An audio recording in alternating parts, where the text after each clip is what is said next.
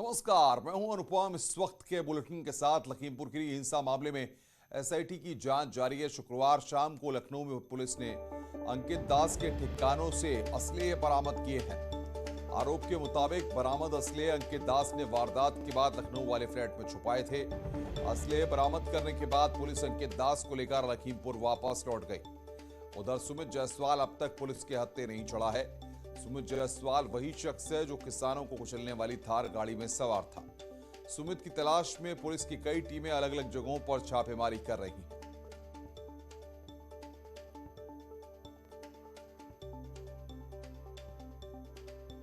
तो सुमित जायसवाल की तलाश में लगातार छापेमारी हो रही है। थार गाड़ी में सवार था सुमित जायसवाल। सुमित की तलाश यहां पर काफी तेज हो गई है। थार गाड़ी में सुमित जायसवाल सवार था। लखनऊ के घर से पुलिस ने यहां पर बरामदगी की है।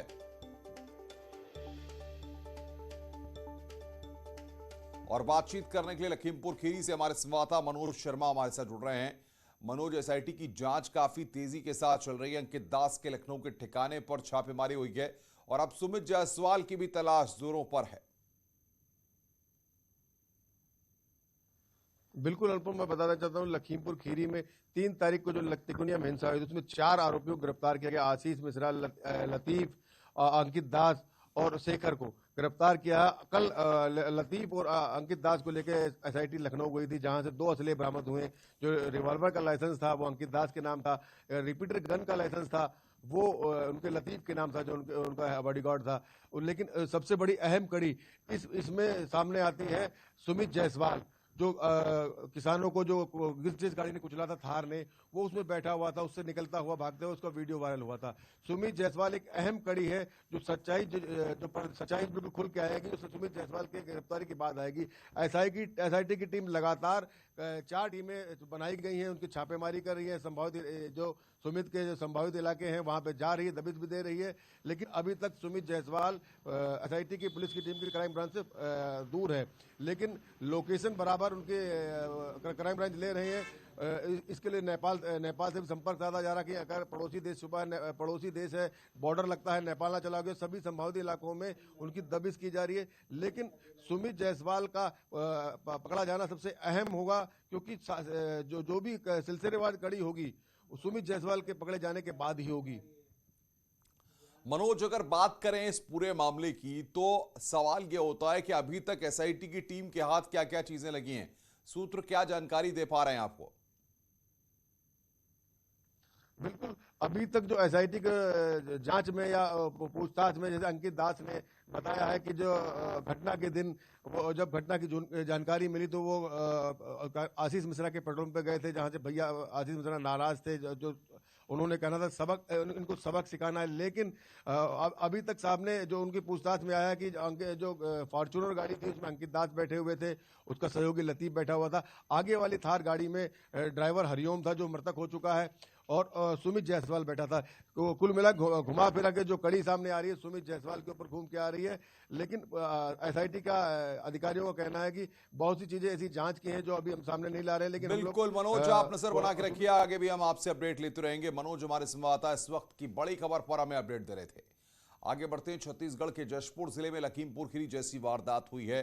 दुर्गा विसर्जन करने जा रहे लोगों को तेज रफ्तार से आ रही कार ने कुचल दिया। इसमें 4 लोगों की मौत हो गई है और करीब 15 लोग घायल हो गए हैं। गुस्साए लोगों ने कई गाड़ियों में आग लगा दी। पीछे से अचानक आई एक तेज रफ्तार कार लोगों को रौंदते हुए निकल गई।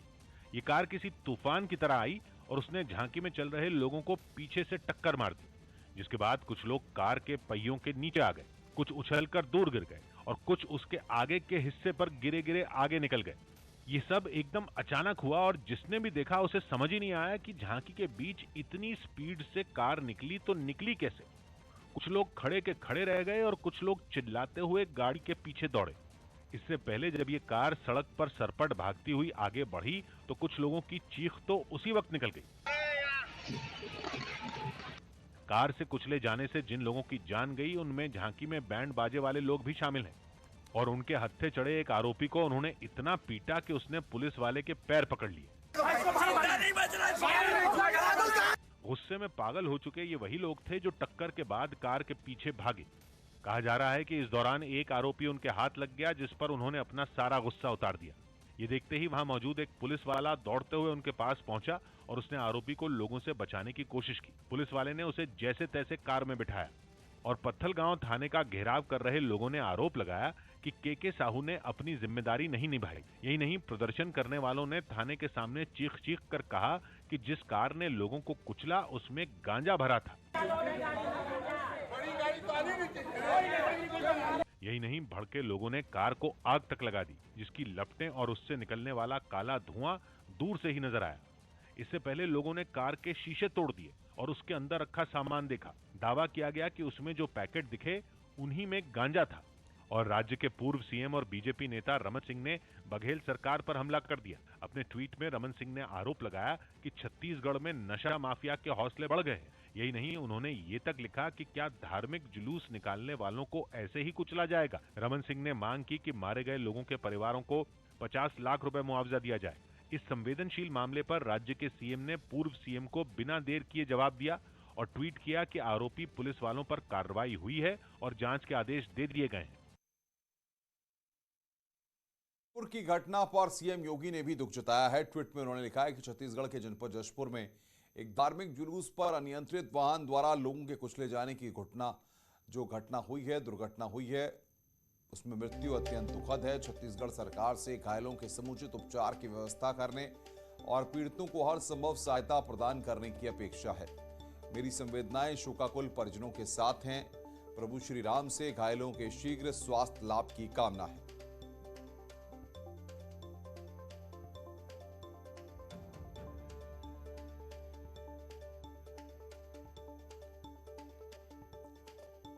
आगे बढ़ते हैं। आजमगढ़ में दशहरे के मौके पर जुलूस के लिए बुलाया गया एक हाथी अचानक भड़क गया। दावा किया गया कि परंपरा के मुताबिक हाथी को पैसे दिए जाने थे, लेकिन उसकी जगह महावत को पैसे देने से हाथी का गुस्सा फूट पड़ा और उसने सड़क पर मौजूद गाड़ियों को निशाना बना लिया। लोग हाथी के खौफ से एक तरफ जाकर खड़े हो गए। हाथी के गुस्से का शिकार एक ऑटो बन गया। उसने सड़क के किनारे खड़े ऑटो के निचले हिस्से में अपनी सूंड फंसाई और उसे एक ही झटके में पलट दिया। हाथी का गुस्सा यही नहीं थमा, उसने ऑटो को एकदम किनारे तक घसीटा, जिसे देखने के लिए वहां कई लोग जमा हो गए। हालांकि वीडियो बनाने वाले शख्स ने उन्हें अपनी मोटरसाइकिल बचाने की सलाह दी। बेकाबू हाथी ने वहां खड़े एक और ऑटो को उसकी ट्रॉली से पकड़कर खींचने की कोशिश की। जब ऑटो नहीं हिला तो वो और गुस्से में आ गया। उसने एक पेड़ की टहनी को पकड़कर पूरे पेड़ को ही झकझोर के रख दिया। दावा किया गया कि हाथी को काबू में लाने के लिए महावत को 20 मिनट तक मशक्कत करनी पड़ी, तब जाकर वहां हालात सुधर पाए। यूपी विधानसभा चुनाव के लिए कांग्रेस ने कई कमेटियों का ऐलान किया है। दलित नेता और राज्यसभा सांसद पीएल पुनिया को प्रचार समिति का अध्यक्ष बनाया गया है। वहीं पूर्व केंद्रीय मंत्री सलमान खुर्शीद को घोषणा पत्र समिति का जिम्मा सौंपा गया है। पूर्व सांसद राजेश मिश्रा को रणनीति समिति, आचार्य प्रमोद कृष्ण को चार्जशीट कमेटी और निर्मल खत्री को समन्वय समिति का प्रमुख बनाया गया है।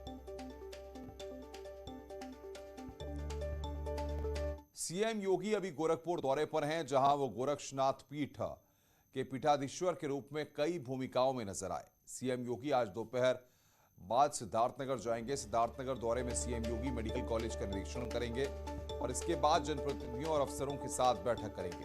दरअसल पीएम मोदी 25 अक्टूबर को सिद्धार्थनगर मेडिकल कॉलेज का लोकार्पण कर सकते हैं। इससे पहले सीएम योगी यहां पर तैयारियों का जायजा लेने जा रहे हैं।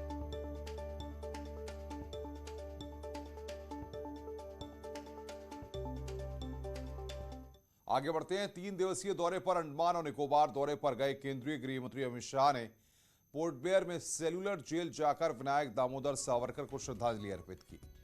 अमित शाह ने इसको लेकर ट्वीट भी किया। ट्वीट में उन्होंने लिखा है कि सेलुलर जेल में वीर सावरकर की कोठरी में जाकर उन्हें श्रद्धांजलि अर्पित की है। इसी कोठरी में स्वयं को तिल तिल जलाकर उन्होंने देशवासियों में स्वाधीनता की लौ जलाई। उनके त्याग और संघर्ष की तपोभूमि हर देशभक्त के लिए पुण्य तीर्थ स्थल है। यहां आकर देशभक्ति की भावना और प्रचंड होती है।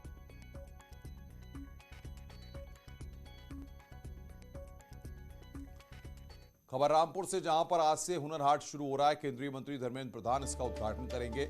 25 अक्टूबर तक यह हुनर हाट चलेगा। इसमें करीब 30 राज्यों और केंद्र शासित प्रदेशों के दस्तकार और शिल्पकार हिस्सा लेंगे। हर दिन सांस्कृतिक कार्यक्रम भी होंगे।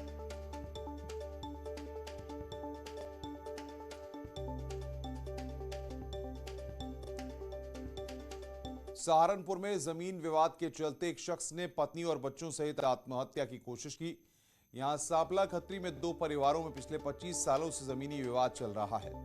पीड़ित पक्ष ने राजस्व और पुलिस प्रशासन पर मिलीभगत का आरोप लगाते हुए सब परिवार आत्मदाह का प्रयास किया। सूचना मिलने पर मौके पर पहुंची पुलिस ने दोनों पक्षों के 6 लोगों को हिरासत में लिया है।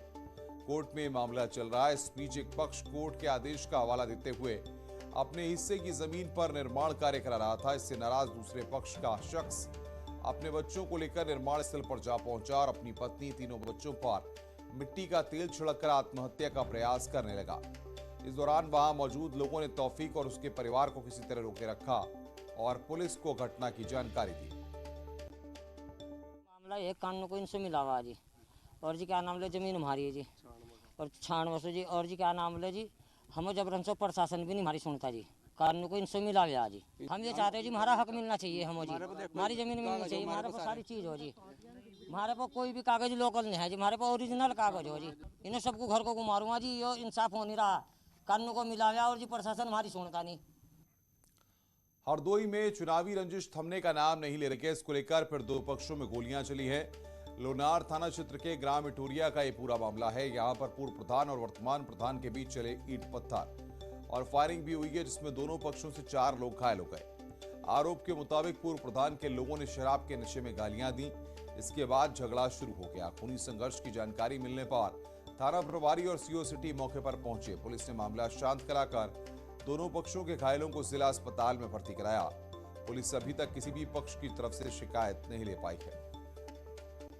लोनार के अंदर इटौरिया गांव में अभी दो पक्षों के बीच झगड़ा हुआ है। प्रथम दृष्टया देखा गया कि शराब के नशे में झगड़ा हुआ है। दोनों पक्षों से लोग घायल हैं, जिनको जिला अस्पताल लाया गया है। अभी इलाज चल रहा है, आवश्यक विधि कार्रवाई की जाएगी। आगे बढ़ते हैं। आजादी के अमृत महोत्सव के साथ ही देश में दूध क्रांति लाने वाला अमूल ब्रांड भी अपनी 75वीं सालगिरह का जश्न मना रहा है। इस मौके पर आइए आपको बताते हैं कि अमूल ने समय समय पर अपनी बात देश विदेश में कैसे पूरी कामयाबी के साथ पहुंचाई। अमूल ने अनूठे अंदाज में अपने प्रोडक्ट्स की जानकारी लोगों तक पहुंचाई। अमूल का हर विज्ञापन नई कहानी कहता है। अमूल की कोशिश रहती है कि अपनी बात निराले और दिलचस्प अंदाज में आप तक पहुंचाएं। आइए देखते हैं अमूल की एक अमूल्य कहानी।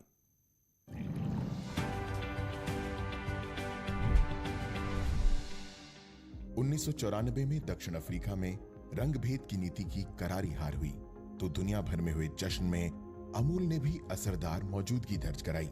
नेल्सन मंडेला 1994 में दक्षिण अफ्रीका के पहले अश्वेत राष्ट्रपति चुने गए। रंगभेद खत्म करने के लिए हुए आंदोलन की वजह से मंडेला को 27 साल जेल में रहना पड़ा। नेल्सन मंडेला राष्ट्रपिता महात्मा गांधी से प्रभावित थे।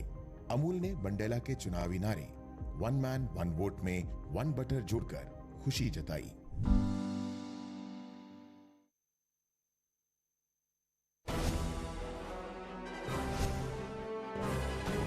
अन्याय किसी के साथ नहीं होगा। यहाँ पर कलाकारों को रोजगार मिला, जो मैंने वादा किया था अपने चुनाव में। साहब आप अधिकारियों के ऊपर आप नकेल कसी नहीं पा रहे।